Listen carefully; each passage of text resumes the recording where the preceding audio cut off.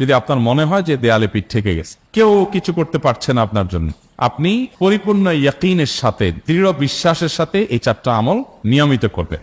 সকল পেরেশানি থেকে, সকল টেনশন থেকে বের হওয়ার পথ আল্লাহ তাআলা অলৌকিকভাবে তার জন্য আবিষ্কার করে দিবেন ইনশাআল্লাহ।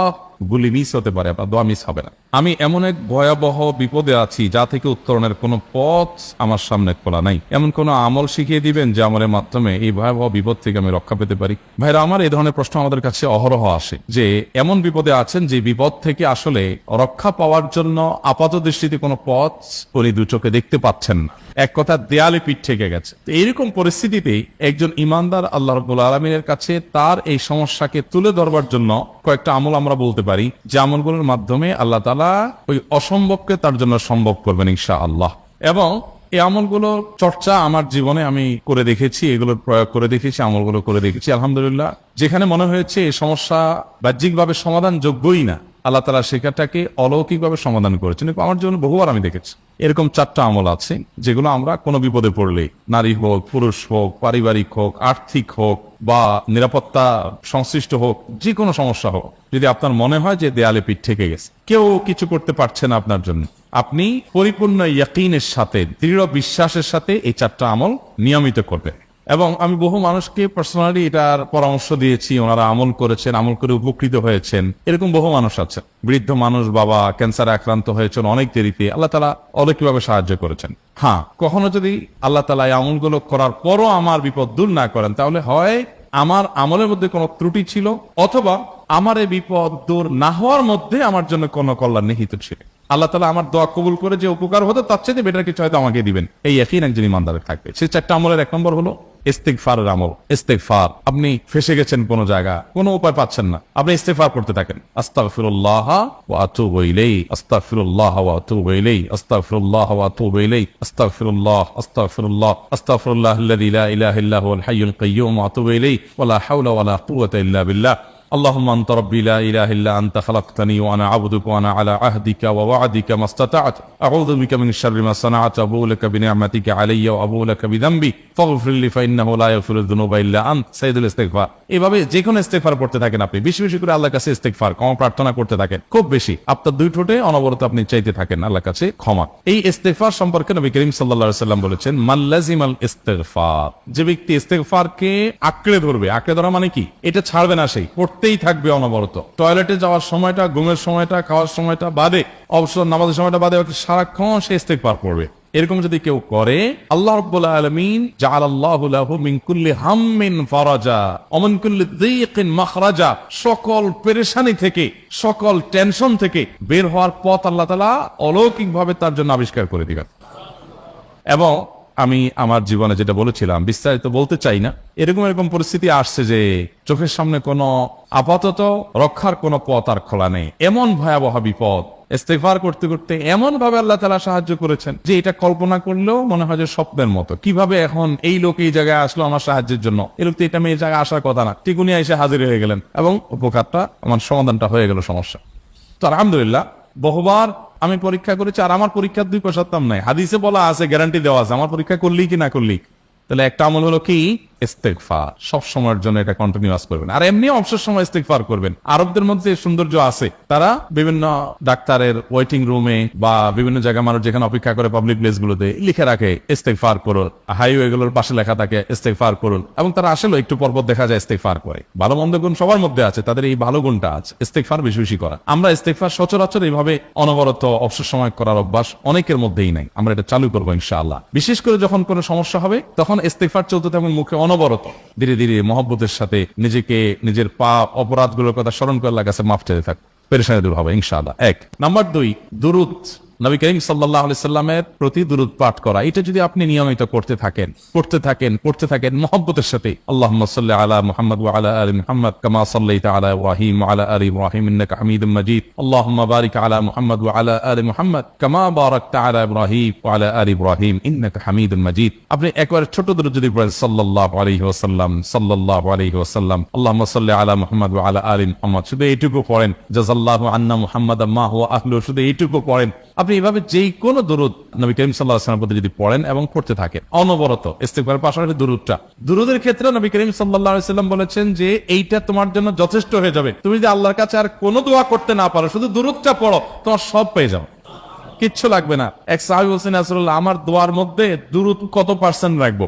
আমি তো আমার অনেক কিছু আল্লাহর কাছে চাইবো, দুরুদ মানে তো নবীজির জন্য দোয়া, মানে আমার জন্য তো আমি দোয়া করবো, আপনার জন্য দোয়া কত পার্সেন্ট করবো?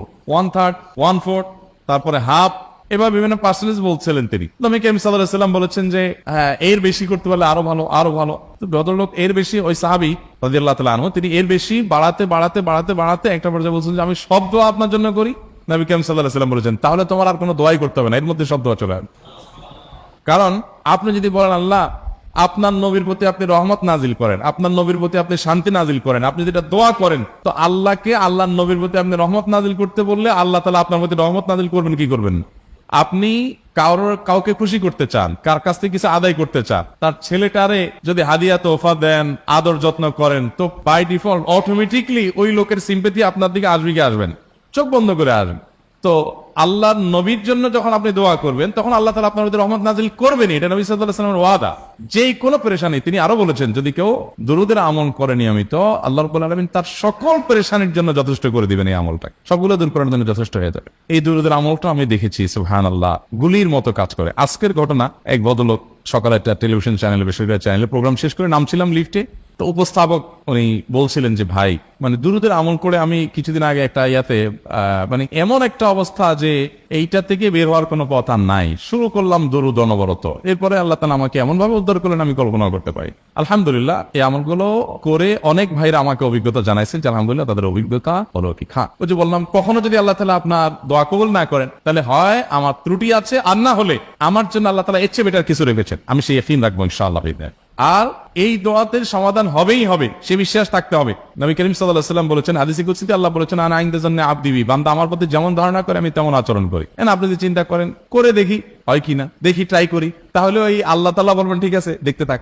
আপনি যদি ইয়াকিন করেন যে না, নবী করিম সাল্লাল্লাহু আলাইহি ওয়াসাল্লাম যে বলেছেন, অতএব সেটা হবেই, আর আল্লাহ রাব্বুল আলামিনের কাছে আমি ওইভাবেই চাবো যে আল্লাহ দিবেনই, আমি নিয়েই ছাড়বো, ইনশাআল্লাহ গুলি মিস হতে পারে, আপনার দোয়া মিস হবে না। ওই ইয়াকিন, ওই ঈমান আমার মধ্যে আনতে হবে, চেষ্টা করবো তো ইনশাআল্লাহ। তাহলে দুইটা আমল হলো ইস্তিগফার আর দুরুদ। 3 নম্বর আরেকটা আমল হলো দোয়া ইউনুস।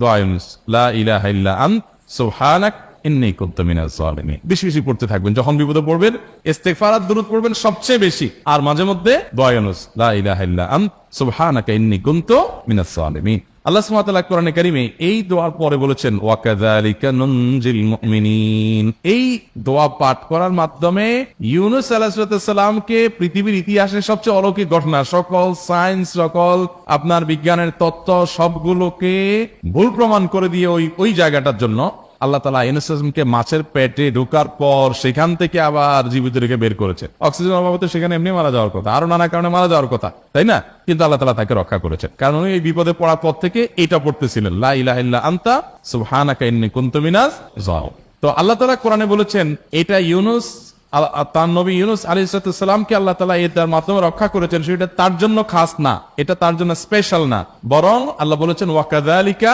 নুনজিল মুমিনিন, এটা দিয়ে আমি তাকে রক্ষা করেছি, একইভাবে ঈমানদারদেরকেও এটার মাধ্যমে রক্ষা করব। এটা বড় অস্ত্র পেয়ে গেলাম। দোয়া ইউনুস বেশি বেশি পড়বো ইনশাআল্লাহ, লা ইলাহা ইল্লা আনতা সুবহানাকা ইন্নী। আমার দেশে আবার দেখা যায় বিপদ হয়ে গেলে তখন হুজুর মনে করে যে ভাই আপনারা সবাই মিলে এটা 1 লাখ বার পড়ে দেন, 100 লাখ বার পড়ে দেন, টাকা দিমু আপনারা পড়ে দেন। আপনারটা আপনি পড়বেন ভাই, হুজুরদের কাছে দোয়া চান সমস্যা নাই, আর হুজুরদেরকে হাঁটায়া টাকা দিবেন করে, এমনি টাকা দিবেন না দিয়া। আর এই দোয়া নিজে নিজে করতে থাকবেন। ইউনুস আলাইহিস সালাম ওই সময় কি লোক ঠিক করছিলেন যে ভাই আপনারা সবাই দোয়া ইউনুস পড়েন, আমি গেলাম, আমি মাছের পেটে গেলাম, আপনারা বসেন সবাই দোয়া ইউনুস পড়া দেন, করছেন উনি? ওনারটা অনেক করছেন, তো আপনারটা আপনি শুরু করবেন দোয়া ইউনুস না।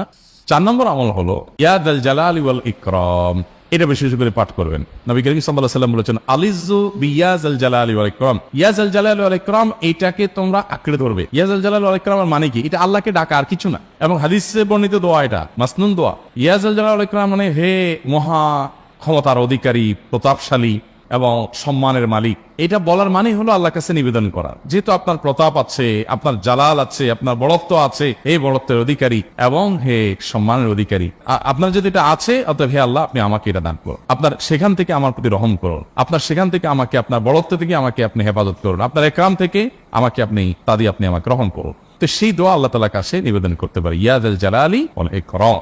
এর পাশাপাশি তাহাজ্জুদের নামাজ এবং যে কোনো নফল নামাজ, কারণ নবী সাল্লাল্লাহু আলাইহি সাল্লাম ইজা হাযাবাহু আমরুন সাল্লা, নবীজি সাল্লাল্লাহু আলাইহি সাল্লামের কোন পেরেশানি শুরু হলে আগে ওযু করে 2 রাকাত নামাজ পড়তেন, ওযু করে 2 রাকাত নামাজ পড়তেন। আমাদের যখন পেটে ব্যথা শুরু হয়, আগে কার কথা মনে পড়ে? ডাক্তারের কথা মনে পড়ে। যখন গায়ে জ্বর আসে, সবার আগে মনে পড়ে কিসের কথা? নাপা, নাপা, ঠিক না?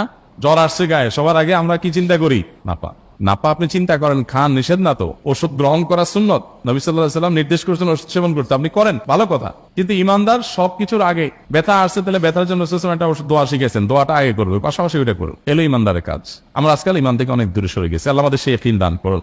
তাহাজ্জুদের সময় দোয়া, অনেক বেশি দোয়া কবুল হয়। তাহলে 4টা আমল ইনশাআল্লাহ আপনাকে এই ভয়াবহ বিপদ থেকে উদ্ধার করার জন্য সাহায্য করবে ইনশাআল্লাহ। সে ইয়াকিন নিয়ে করবেন, সেই সাথে as-সাদাকা তারদুল বালা, দান সাদাকা করা, অন্যান্য যে আমলগুলো আছে টুকটাক, সেগুলোর সাথে সাথে চালানো। বাকি এই 4টাকে বেসিক্যালি একটু জোরালোভাবে করতে থাকবে।